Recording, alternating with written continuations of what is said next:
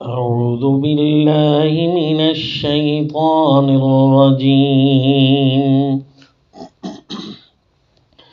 بسم الله الرحمن الرحيم. سيقول السفهاء من الناس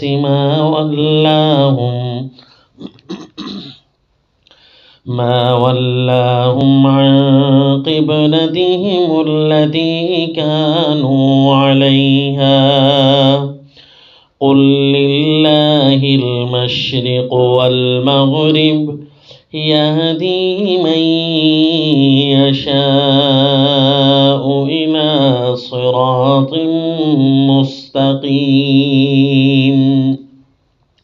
وصلی اللہ علی النبی الکریم. سورۃ البقرہ آیت نمبر 142. یہ 11واں قول باطل ہے جو تسلسل کے ساتھ 12 قول باطل آئیں گے ان مقامات پر. لیکن آپ کو پتہ ہے کہ یہ آخری زجر چل رہا ہے، زجر سادس، چھٹا زجر یہود پر. اس کے اندر اللہ نے پہلے انعامات ذکر فرمائے اور پھر ان کے کچھ قول باطل آ گئے. یہ اگلا قول باطل ہے اس زجر کے اندر. یہ تقریباً اس زجر کا تیسرا قول باطل چل رہا ہے اور ویسے اس کا 11واں نمبر ہے. کیا قول باطل تھا کہ سیقول السفہاء، بیوقوف لوگ کہیں گے، من الناس. پہلے بھی آپ کو سفیہ کا تعارف ہو چکا ہے کہ بیوقوف ہوتا کون ہے؟ جو ملت ابراہیمیہ سے اعراض کرتا ہے. تو اب ربط کیسے لگے گا کہ جب آپ ان کو سمجھائیں گے کہ استقامت دین اپناؤ، ملت ابراہیم سے اعراض کرنا بیوقوفی ہے، تو سب سے پہلے ان کا قول باطل آئے گا کہ نہیں، یہودی بنو اور عیسائی بنو. تو ان کو کہو ملت ابراہیمیہ پر ہی رہیں گے ورنہ تو بیوقوف کہلواؤ گے، اور یہی اللہ کا دیا ہوا رنگ ہے. پھر کہیں گے کہ نہیں، ابراہیم بھی ہمارے تھے. تو ان کو کہو کہ پھر اللہ نے جو گواہی تمہارے اوپر نازل کیا اس کو چھپانے والا تو پھر بہت بڑا ظالم ہے کہ ایک تو خود ملت ابراہیم کے تابعدار نہیں ہو اور دوسرا ملت ابراہیم کیا ہے اس کو چھپاتے بھی ہو، ملت ابراہیم کو یہود و نصارہ کا بناتے ہو، نعوذ باللہ. اب یہ تیسرا قول باطل کہ یہ نبی بھی تو استقامت نہیں رکھتا، یہ نبی بھی تو ملت ابراہیم پر قائم نہیں ہے، کہ اگر پہلا قبلہ تھا بیت المقدس انبیاء والا تو انبیاء والا چیز تو یہ تو ملت ابراہیم ہوتی ہے. تو بیت المقدس سے اس نے اعراض کیوں کیا؟ اس سے پھر کر یہ قبلہ اول کعبۃ اللہ کی طرف کس چیز نے اس کو مجبور کیا ہے لانے کے لیے؟ یہ تو ملت ابراہیمیہ نہ ہوئی نا، یا پہلے ملت ابراہیم پر تھا یا اب ملت ابراہیم پر ہے. تو اس کو قرآن نے کہا کہ عقل سے نہیں سوچتے، بیوقوف ہیں. کہ ملت ابراہیم کیا ہے؟ ملت ابراہیم تو تھی یہی کہ جیسے اللہ کا حکم آتا جائے وہیں چلتے جاؤ. پہلے اللہ نے اگر حکم کیا تھا کعبۃ اللہ کی طرف، بیت المقدس کی طرف منہ کرنے کا مدینہ طیبہ میں آ کر، تو وہ بھی من جانب اللہ تھا، کیونکہ آگے اشارہ آ رہا ہے کہ وہ ہم نے بنایا تھا. وما جعلنا القبلۃ التي كنت علیہا کے اندر. اور اب بیت اللہ کی طرف منہ پھیر رہے ہیں، تب بھی اللہ کا حکم ہے، اور بیت اللہ کی تعمیر تو کی تھی ابراہیم علیہ السلام نے. یہ تو ملت ابراہیمیہ پر پکا ہونا ہے. یہ تمہاری بیوقوفی ہے کہ کہتے ہو کہ پہلے ملت ابراہیم پر تھا یا اب ملت ابراہیم پر ہے. ملت ابراہیم پتہ ہے کیا ہے؟ ملت ابراہیم تو یہ ہے، وہاں اللہ تعالیٰ نے انہیں فرمایا تھا اذ قال له ربه اسلم، کہ حکم برداری کرو. تو انہوں نے فرمایا تھا اسلمت لرب العالمین، میں رب العالمین کے لیے ہی تابع فرمان ہوں. تو ملت ابراہیم تو یہ ہے کہ جو بھی رب العالمین کا حکم آتا جائے اس کو لینا شروع کر دو. ملت ابراہیم یہ تو نہیں ہے کہ کسی ایک جہت کو پکا کر لو اور بس اللہ کا دوسرا حکم ہی نہ مانو. تو اب یہ عقل سے نہ سوچنا اور خامخواہ اعتراض کر دینا، یہی تو ان کی بیوقوفی ہے. دیکھو پہلے انبیاء کرام کی کتابیں بھی حق تھیں، اللہ تعالیٰ نے اس حق کو بھی نازل کیا تھا، اور اب بھی قرآن نازل کر کے اللہ نے اپنا حکم فرمایا اب اس پر عمل کرو، تو کیا خیال ہے اب پہلے والا حق تھا یا یہ والا حق ہے؟ کیا کہیں گے؟ دونوں حق ہے نا، بیوقوف ہی ہوگا جو کہے گا پہلے والا حق نہیں تھا لہذا اب دوبارہ قرآن نازل کرنے کی کیا ضرورت ہے، تورات و انجیل حق نہیں تھی، تو کہا جائے گا وہ بھی حق ہے یہ بھی حق ہے، اللہ جتنے بھی ہزاروں حکم نازل کریں سارے حق ہے، اور جب اس کی مرضی آتی ہے جس وقت امت کی جو ضرورت ہوتی ہے اس کی حکمت کے مطابق جب وہ حکم نازل کرتا ہے وہی حق ہوتا ہے، اور پہلے والا بھی حق ہوتا ہے جو منسوخ ہو چکا ہوتا ہے۔ لہذا یہ اعتراض کوئی عقل والا نہیں کرے گا، بیوقوفی کرے گا، تو اس لیے وہ عاقل بننے کی انہوں نے کوشش کی نا، تو اللہ نے ان کا لقب بیوقوف کا قرار دیا کہ یہ بیوقوفی ایک اور ہے۔ ایک تو ملت ابراہیمیہ سے اعراض کرنا بیوقوفی، اور دوسرا بیوقوفی اس کو کہتے ہیں کہ عقل سے نہ سوچو۔ اس سورہ البقرہ کے اندر یہ تیسری دفعہ لفظ صفی آ رہا ہے۔ پہلی دفعہ آیا تھا کہ جب انہیں کہا گیا آمنوا کما آمن الناس قالوا انؤمن کما آمن السفہاء الا انہم هم السفہاء، اللہ نے فرمایا تھا صحابہ جیسا ایمان نہ لانے والا بیوقوف ہے، تو گویا وہ تین دعوے اللہ تعالیٰ نے اس صورت کے اندر کہے ہیں، فرمائے ہیں کہ صحابہ کی طرح ایمان نہ لانے والا بیوقوف ہے، ملت ابراہیمیہ پر صحابہ قائم ہے اور ملت ابراہیمیہ سے اعراض کرنے والا بیوقوف ہے، اور صحابہ پر اعتراض کرنے والے نبی پر اعتراض کرنے والے بیوقوف ہیں۔ گویا اسلام پر اعتراض کرنے والا بھی بیوقوف ہوتا ہے، اور ملت ابراہیمیہ سے کسی طرح سے بھی اعراض کرنے والا، اللہ کے کسی حکم سے ہٹنے والا بھی بیوقوف ہوتا ہے، اور صحابہ اکرام کی ذات مبارک پر اعتراض کرنے والا بھی بیوقوف ہوتا ہے۔ دنیا میں اگر کھنگالا جائے تو بیوقوف یہ تین قسم کے ہی نکلیں گے۔ تو اب ان کے سوال کی طرف آتے ہیں کہ انہوں نے اعتراض کیا تھا قول باطل کہ ما ولاہم عن قبلتہم التی کانوا علیہا، کہ کس چیز نے ان کو پھیرا ہے مسلمانوں کو ان کے قبلہ سے، التی وہ قبلہ کانوا علیہا جس پر وہ پہلے تھے۔ رسول اللہ صلی اللہ علیہ وسلم تقریباً 17 مہینے جب آئے نا مدینہ طیبہ میں تو اللہ نے بیت المقدس کی طرف منہ کرنے کا حکم دیا۔ اب وہ کس طرح سے منہ کرتے تھے کہ اس اینگل سے کرتے کہ بیت اللہ کی طرف بھی منہ ہوتا اور بیت المقدس کی طرف بھی منہ ہوتا، واللہ عالم، اس کی تفاصیل نہیں ہے۔ لہذا جس طریقے سے اللہ کریم نے حکم دیا ہے اسی طریقے سے ہم نے صرف اسی چیز کو ہی بیان کرنا ہے۔ البتہ حدیث شریف میں یہ اشارہ ملتا ہے کہ جب تحویل قبلہ ہوا تو آپ اس اینگل پر تھے کہ نماز میں صحابہ اکرام اس اینگل پر کھڑے تھے ایک مسجد میں کہ ان کو نماز کے اندر حکم ملا کہ اللہ کے نبی نے کہ پر وحی آ گئی ہے، قبلہ چینج ہو چکا ہے، تو وہ اسی حالت میں پھر گئے۔ اس کا مطلب ہے وہ اینگل کوئی اور تھا، ایک ہی اینگل میں دونوں چیزیں سیٹ نہیں تھی۔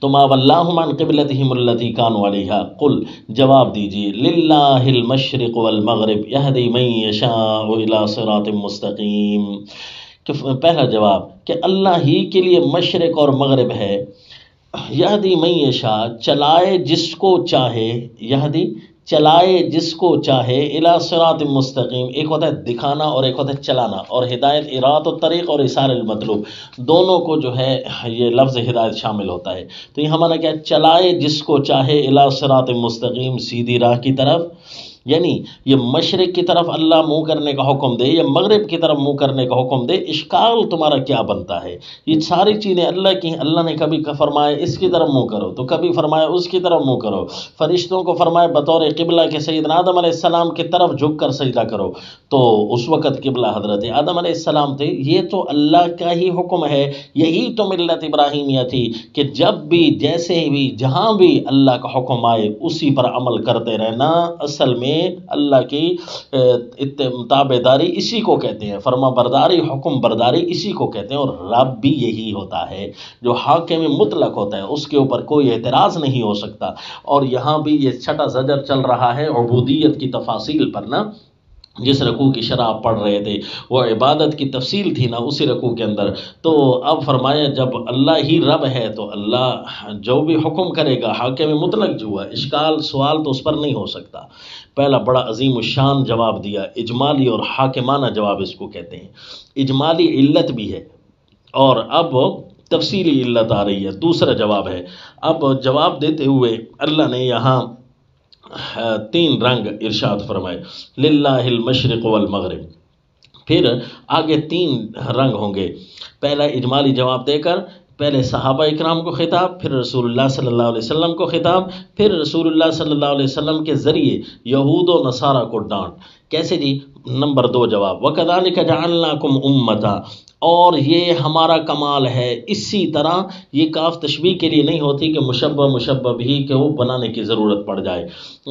علماء کرام جانتے ہیں. لہذا حضرت شیخ البانی رحمہ اللہ فرماتے ہیں کتنا پیارا معنی ہے کہ یہ بیان کمال کے لیے ہے کہ جب مشرق اور مغرب اللہ کی ہے، یہ اللہ کا ہی کمال ہے کہ تمہیں اعلیٰ بنایا تو تمہیں قبلہ بھی اعلیٰ دے. وَكَذَلِكَ، یہ اللہ کا کمال ہے، جَعَلْنَاكُمْ، کہ بنایا تم کو امت وسطا، کہ تمہیں ایک معتدل امت بنایا، درمیانی اور اعلیٰ درجے کی چیز بنایا. وسط الشیء اعلیٰ ہو، کسی شے کا درمیانی وہ اس کا اعلیٰ ہوتا ہے. مثلا آپ سڑک کے دائیں اور بائیں حصے پر چل رہے ہیں نا، تو عین ممکن ہے کہ کہیں سڑک اور نکل جائے اور آپ کو اندھیرے میں پتہ ہی نہ چلے. اور اگر آپ سڑک کے درمیان میں چل رہے ہیں نا، تو چاہے سڑک ٹیڑھی بھی ہوتی جائے، آپ اس کے درمیان کو اگر پکڑے رکھیں گے تو منزل مقصود تک پہنچ جائیں گے. تو کسی شے کا وسط یہ اس کے اعلیٰ ہونے پر بھی دلالت کرتا ہے عربی کے اندر. لہذا اس کے معتدل کا معنی ہم کر رہے ہیں، وسط کا معنی اعلیٰ. ہم نے آپ کو بنایا ہے اعلیٰ امت. لِتَكُونُوا شُهَدَاءَ عَلَى النَّاسِ. اب اس جواب کو کیسے تحویل قبلہ پر منطبق کریں گے؟ آپ کو ہم نے اعلیٰ امت بنایا تاکہ آپ لوگوں پر بیان کرنے والے گواہ بن جائیں. کیا مطلب؟ یعنی جس طرح تم اعلیٰ ہو اور مرکزی امت ہو، مرکزی امت کے تمہارے اوپر اللہ نے گواہی بند کر دی ہے باقی امتوں کی کہ تم لوگوں پر گواہی دو گے. تمہیں اللہ نے ایک مرکزی اور اعلیٰ کردار، اور رسول اللہ صلی اللہ علیہ وسلم نبیوں کا جو نبی ہے، ہر نبی سے اللہ نے وعدہ لیا تھا کہ ثم جاءکم رسول لتؤمنن بہ ولتنصرنہ، کہ اے انبیاء تمہاری نبوت کے دوران اگر میرا نبی عظیم الشان آخری نبی آ جائے تو تم نے اس پر ایمان لانا ہے اور اس کی مدد کرنی ہے. نبی مرکزی ملا تمہیں، امت تمہیں مرکزی حیثیت کی ملی، اور تمہیں ہر چیز اعلیٰ چیز اللہ دیتے گئے. تو اسی طرح قبلہ بھی اعلیٰ ہونا چاہیے. وہ اعلیٰ قبلہ، پہلا قبلہ بھی ٹھیک تھا، یہ اعلیٰ ہے، وہ بھی اچھا تھا، یہ بھی اعلیٰ ہے. تو لہذا اعلیٰ کس حیثیت سے ہے؟ ہر طرح سے اللہ نے اس کو مرکزی بنایا ہے. حتیٰ کہ زمین کے حدود سے واقف اور اس کی مردم شماری سے واقف لوگ یہ باقاعدہ اپنا بیان دیتے ہیں کہ کعبۃ اللہ کے دائیں بائیں اور اس کے آگے پیچھے جتنی بھی مردم شماری کی جائے، آبادی کے لحاظ سے یہ مرکزی حیثیت اس جگہ کو حاصل ہے. اور اسی طرح جغرافیائی اعتبار سے بھی مکہ مکرمہ کعبۃ اللہ کو یہ جو ہے مرکزی حیثیت حاصل ہے، اور یہ زمین کا عین وسط ہے. اس کے اوپر بہت سارے باب ہیں، بڑی بڑی باتیں ہیں، عجیب عجیب کتابیں ہیں. بہرحال جس سے یہ ثابت ہوتا ہے کہ مرکزی قبلہ اللہ نے مرکزی امت کو دیا. لِتَكُونُوا شُهَدَاءَ عَلَى النَّاسِ، تاکہ ہو جاؤ تم لوگوں پر حق کی گواہی دینے والے. وَيَكُونَ الرَّسُولُ عَلَيْكُمْ شَهِيدًا، اور ہو جائے رسول تم پر بیان کرنے والا، گواہی دینے والا. یہ جو لفظ شہید ہوتا ہے نا، اس کے بارے میں لفظ سنیں، شہیدہ، کہ کسی جگہ حاضرہ، ایک ہوتا ہے حاضرہ اور کسی جگہ شاہدہ. شاہدہ کا معنی ایک ایسا جامع ہوتا ہے جس کے اندر حاضر ہونا اور بیان کرنا سب کچھ آ جاتا ہے. کہ مثلا گواہ کو گواہ اس لیے ضروری نہیں کہتے کہ وہ وہاں موجود ہوتا ہے تب وہ جو ہے وہاں تو لفظ پھر حاضر ہونا چاہیے تھا. نہیں، گواہ کو اس لیے گواہ کہتے ہیں کہ اس کو اس وثوق سے علم ہوتا ہے، اس وثوق اور یقین سے علم ہوتا ہے کہ وہ آپ کے سامنے آ کر کوئی گواہی شیئر کر سکے. تو لہذا رسول اللہ صلی اللہ علیہ وسلم اور امت محمد یا پوری کو اللہ نے حاضر تو نہیں کیا نا ہر جگہ پر، کیونکہ لفظ اگر یہاں حاضر ناظر والا معنی کریں کہ رسول حاضر ناظر ہے تو پھر پوری امت بھی حاضر ناظر ہو جائے گی. وَكَذَلِكَ جَعَلْنَاكُمْ أُمَّةً وَسَطًا لِتَكُونُوا شُهَدَاءَ عَلَى النَّاسِ. شہید کا بھی لفظ ہے، بلکہ شہید کا معنی خود قرآن بھی بیان کرے گا. مثلا آپ سورہ یوسف میں جائیں گے نا انشاءاللہ تو وہاں لفظ ہے وَشَهِدَ شَاهِدٌ مِّنْ أَهْلِهَا إِنْ كَانَ قَمِيصُهُ قُدَّ مِنْ قُبُلٍ فَصَدَقَتْ وَهُوَ مِنَ الْكَاذِبِينَ. کہ ایک جب سیدنا یوسف علیہ الصلوۃ والتسلیم پر زلیخا نے الزام لگانے کی کوشش کی تو وہاں ایک گواہ آیا، اس نے گواہی دی۔ اب بتاؤ وہاں کوئی تیسرا آدمی موجود تھا؟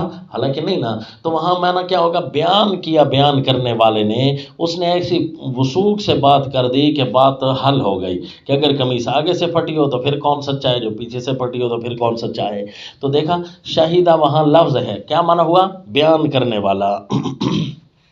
اور اسی طرح یہ آیت نمبر 140 کے اندر آپ نے ایک لفظ پڑھا تھا، وَمَنْ أَظْلَمُ مِمَّنْ كَتَمَ شَهَادَةً عِنْدَهُ مِنَ اللَّهِ، اس سے بڑا ظالم کون ہوگا جو اللہ کے سامنے گواہی کو چھپائے۔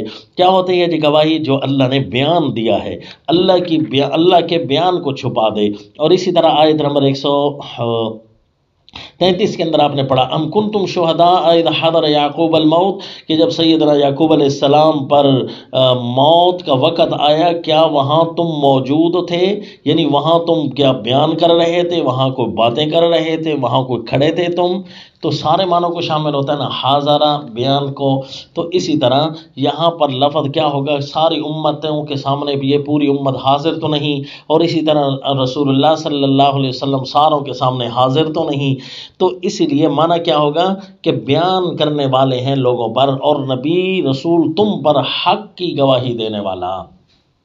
تو رسول اللہ صلی اللہ علیہ وسلم اور سیدنا عیسیٰ علیہ السلام کے بارے میں قرآن پاک میں آتا ہے، اور آپ صلی اللہ علیہ وسلم نے حدیث میں فرمایا کہ میں بھی اسی طرح کہوں گا کنت علیہم شہیدا ما دمت فیہم، اے اللہ جب تک میں ان میں رہا حق کی گواہیاں دیتا رہا۔ اب کیا مطلب؟ اللہ کے نبی اس کا مطلب ہے ہر وقت ہر جگہ حاضر ناظر ہوتے، تو یوں تو نہ فرماتے نا کہ جب تک میں جی ان میں رہا میں بیان کرتا رہا۔ تو اس لیے بیان اللہ کے نبی ہر جگہ حاضر ناظر نہیں ہے۔ تو یہاں معنی کیا ہوا؟ حق کی گواہی دینا، اس لیے کہ جو جس کے پاس پورا یقین اور وثوق ہو جائے نا وہ بھی گواہ بن جاتا ہے، ضروری نہیں ہے کہ صرف حاضر ہی گواہ بنتا ہو۔ تو اللہ نے پورے قرآن میں تمام انبیاء کے جتنے بھی اجمالی اور تفصیلی واقعے بیان فرمائے ہیں، 18 انبیاء کا تذکرہ کیا ہے اور باقی انبیاء کے اجمالی احکام بیان کیے ہیں۔ تو کیا قرآن کے اندر تمام امتوں کے عقیدے بیان ہو نہیں گئے؟ رسول اللہ صلی اللہ علیہ وسلم لوگوں پر حق بیان کر رہے ہیں، اور لوگ تمام امتوں پر حق بیان کریں گے جب ضرورت آئے گی۔ اسی لیے تو دن قیامت میں حدیث پاک میں آیا کہ رسول اللہ صلی اللہ علیہ وسلم جب سیدنا نوح علیہ السلام سے پوچھیں گے، جس طرح قرآن میں ہے کہ ہر نبی سے پوچھو گے فَلَنَسْأَلَنَّ الَّذِينَ أُرْسِلَ إِلَيْهِمْ وَلَنَسْأَلَنَّ الْمُرْسَلِينَ، ہم انبیاء سے بھی پوچھیں گے اور امتوں سے بھی پوچھیں گے۔ تو جب سیدنا نوح علیہ الصلوۃ والتسلیم سے پوچھا جائے گا کہ کیا آپ نے حق پورا بیان کر دیا تھا، تو سیدنا نوح علیہ الصلوۃ والتسلیم فرمائیں گے اللہ میں نے حق بیان کر دیا تھا۔ امت کہیں گے انہوں نے ہم تک حق نہیں پہنچایا، نعوذ باللہ۔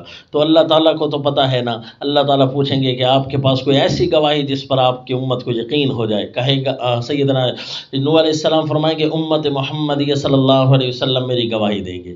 تو لوگ کہیں گے وہ تو آئی بعد میں ہے، تو امت محمدیہ گواہی دینے کے لیے جب اٹھیں گے اللہ تعالیٰ ہم سب کو سیدنا نوح علیہ الصلوۃ والتسلیم کے پر حق کی گواہی دینے والوں میں سے بنائے۔ تو جب امت محمدی اٹھے گی تو وہ جب حق بیان کریں گے، گواہی دیں گے، تو ان سے پوچھا جائے گا تمہارے پاس کیا دلیل ہے؟ تو وہ قرآن پڑھ کر سنائیں گے کہ دیکھو جی قرآن میں لکھا تھا کہ سیدنا نوح علیہ الصلوۃ والتسلیم نے یہ فرمایا تھا، یہ فرمایا تھا، مثلا پوری سورہ نوح اللہ نے نازل فرمائی ہے۔ تو یہ قرآن اللہ کی کلام ہے، اب اللہ کی کلام کو تو کچھ اٹھلا نہیں سکے گا، لہٰذا ساری امتیں مان جائیں گی۔ ہر نبی کا اللہ نے یہاں عقیدہ بیان فرمایا، مثلا سورہ الانبیاء اللہ نے تمام انبیاء کے لیے نازل کی ہے۔ تو رسول اللہ صلی اللہ علیہ وسلم جس طرح اپنی امت پر حق کی گواہی دیں گے، اسی طرح اللہ پوری اس امت محمدیہ کو تمام لوگوں کے لیے حق کی گواہی دینے والا بنائے گا۔ تو جس طرح تم مرکزی امت ہو، تمہارا قبلہ بھی ایسا مرکزی ہونا چاہیے کہ تمام امتوں پر محیط ہو جائے۔ یہ اب خوبصورت جواب بنا، وَمَا جَعَلْنَا الْقِبْلَةَ الَّتِي كُنْتَ عَلَيْهَا، تو جب پہلے جس قبلے پر ہم موجود تھے اس وقت ہمیں مرکزی کیوں نہیں دیا گیا؟ درمیان میں ایک سوال آتا تھا نا، تو اس کا جواب بھی دیا جا رہا ہے، اگرچہ یہ جواب نمبر 2 ہی ہے۔ اسی جواب کے اوپر ایک سوال وارد ہونے لگا تھا یا وہم ہونے لگا تھا، تو دفع الوہم کے طور پر فرمایا کہ 2 قسم کے وہم یہاں پیدا ہوں گے۔ پہلا وہمہ کہ پھر پہلے کیوں نہیں ہمیں مرکزی قبلہ دیا جب ہم مرکزی امت تھے؟ تو جواب دیا وما جعلنا القبلۃ التي كنت عليها، اور جو ہم نے قبلہ پہلے مقرر کیا تھا نا آپ پر، اس کا مطلب ہے اللہ نے وہ بھی قبلہ اللہ نے مقرر کیا تھا، الا لنعلم، سوائے اس کے نہیں کہ ہم نے وہ اس لیے کیا تھا، لنعلم، ہم واضح کریں، من یتبع، اللہ کو علم تو ہے نا، علم بمانا ظہور ہوتا ہے، لنعلم، تاکہ ہم ظاہر کریں، من یتبع الرسول، کہ کون تابع دار رہتا ہے رسول کے، کیونکہ جو بھی ملت ابراہیمیہ کا تابع دار ہوگا وہ تو اللہ کے ہر حکم کو مانتا جائے گا۔ تو اسی لیے تو ہم نے بتایا کہ یہ رسول جو ہے ملت ابراہیمیہ کا سچا پاسدار ہے۔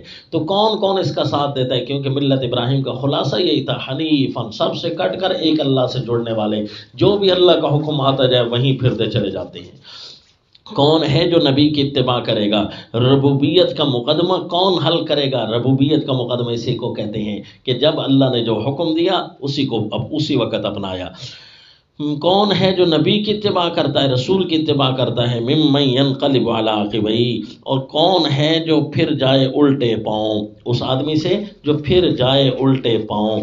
ہم یہ ظاہر کرنا چاہتے ہیں، پتہ تو ہمیں خود ہے، لیکن ہم یہ ظاہر کرنا چاہتے ہیں کہ اصل ملت ابراہیمی کے تابع دار کون ہیں، جن کے اندر نہ افراط ہے نہ تفرید ہے، ایک جگہ جمود نہیں ہو جاتا کسی حکم کے اندر اپنے فوائد ذاتی دیکھ کر، بلکہ وہ اس وقت اسی حکم کو لیتے ہیں جس وقت اس حکم کا اللہ کریم نے جو بھی ٹائم دیا ہو، اس وقت اسی پر عمل کرتے ہیں۔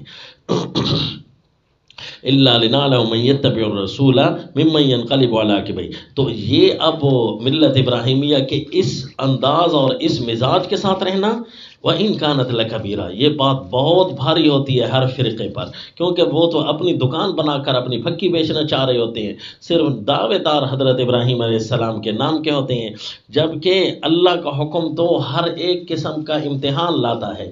تو اللہ کے امتحان میں ہر طرح سے کامیاب ہونا یہ بہت بھاری ہوتا ہے، الا علی الذین ھدی اللہ، مگر ان لوگوں پر نہیں جن کو اللہ نے راہ پر چلایا ہو، یہ بھی ٹھیک ہے، اور راہ دکھائی ہو، یہ بھی ٹھیک ہے۔ حق کی راہ جنہوں نے دیکھی ہو اللہ کریم کی طرف سے، اور اللہ کریم کی طرف سے جو حق کی راہ پر چل رہے ہوں، ان پر یہ بھاری نہیں ہوتا۔ وما کان اللہ لیضیع ایمانکم ان اللہ بالناس لرؤوف رحیم۔ اور ما کان اللہ، اور اللہ ایسا نہیں ہے، یہ ایک اور وہمہ پڑھ سکتا تھا کہ جو ہم پہلے نمازیں ہم پڑھتے رہے بیت المقدس کی طرف منہ کر کے، ان نمازوں کی حیثیت پھر کیا ہوگی؟ کیا وہ مرکزی قسم کی نمازیں ہماری نہیں ہوگی؟ اعلیٰ درجے کے قبلے سے ہٹ کر جو ہم نے پڑھی ہیں، کیا وہ اعلیٰ درجے کی نمازیں نہیں ہوں گی؟ اس وہمہ کا بھی ازالہ کیا۔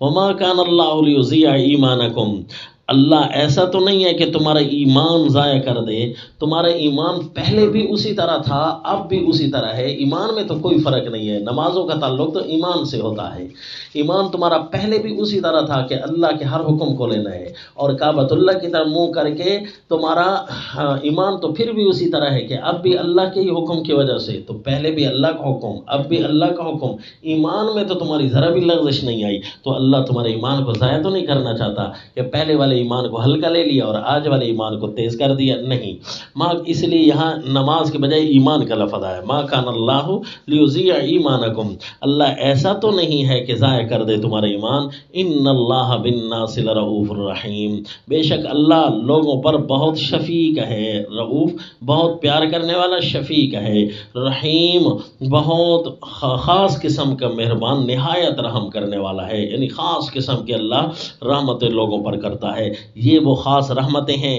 اللہ نے جو اپنے انعام اس امت پر کیے ہیں، خصوصی احکام کا بھیجنا یہ اللہ کے انعامات ہیں، ایسے احکام جس کے اندر کوئی سکون نہ ہو، جس کے اندر کوئی کمی نہ ہو، جس کے اندر کوئی کجی نہ ہو، جو ٹیڑھا نہ ہو، جو ہلکا نہ ہو، جو قابل اعتراض نہ ہو، ایسے حکم کا بھیجنا یہ اللہ کریم کی طرف سے انعامات ہیں، تو ہے نا اللہ بندوں پر پیار کرنے والا، ان اللہ بالناس لرؤوف الرحیم۔ یہ ما جعلنا القبلہ اور ما کان اللہ لیضیع، یہ دو قسم کے وہمے تھے نا کہ ہم مرکزی امت کیسے ہیں، تو فرمائے ما جعلنا القبلۃ التی کنت علیہا، وہاں بھی منفی کا لفظ استعمال کیا، نفی، اور ما کان اللہ لیضیع ایمانکم، یہاں بھی نفی کا لفظ استعمال کر کے اشارہ اس بات کا کیا کہ ایک چیز کی نفی کرنی ہے، وہ نفی کس چیز کی ہوتی ہے؟ دل کے اندر ایک وہمہ سا پیدا ہو جاتا ہے، تو اس کی نفی کا ذکر کرنے کے لیے یہ اسلوب قرآن نے اپنایا ہے۔